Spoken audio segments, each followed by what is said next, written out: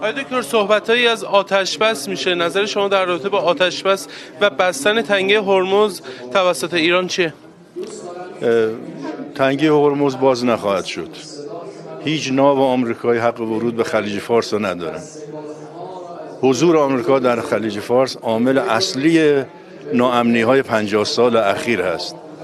بدون خروج آمریکا از خلیج فارس و کنترل تنگه هرمز به دست خود کشورهای منطقه، مخصوصا ما و کشور عمان که دو طرف این تنگه هستیم، امکان نداره امنیت به وجود بیاد. پایان جنگ هم در دست ماست.